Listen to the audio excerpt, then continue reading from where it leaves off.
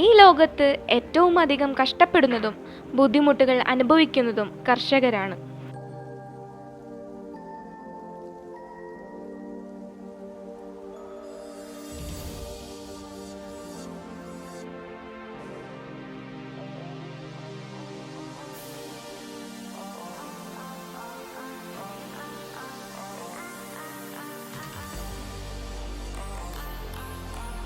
അത്രയും ബുദ്ധിമുട്ടുകൾ സഹിച്ചിട്ടും എന്തുകൊണ്ട് അവർക്ക് ആവശ്യമായ പണം ലഭിക്കുന്നില്ല?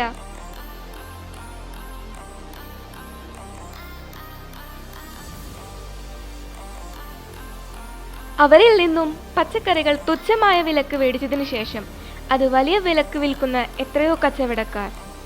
ആ തുച്ഛമായ വരുമാനത്തിൽ നിന്നും കർഷകർക്ക് അവരുടെ ആവശ്യങ്ങൾ നിറവേറ്റാൻ കഴിയുന്നില്ല. ഇതിനെല്ലാം ഒരു മാറ്റം വേണ്ടേ?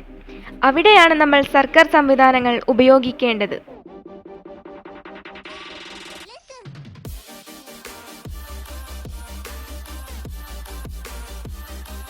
ഇവിടെ കർഷകൻ തന്റെ വിഷമങ്ങൾ പറയുകയും സർക്കാർ ഉദ്യോഗസ്ഥൻ അവരെ സഹായിക്കാമെന്ന് വാഗ്ദാനം നൽകുകയും ചെയ്തു.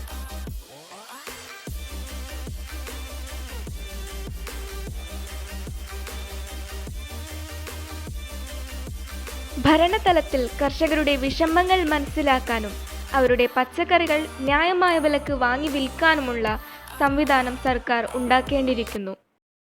വയലിലൂടെ ഇന്ന് വഴിവെട്ടിയാൽ വയറിലേക്ക് നാളെ വഴിയില്ലാതാകും.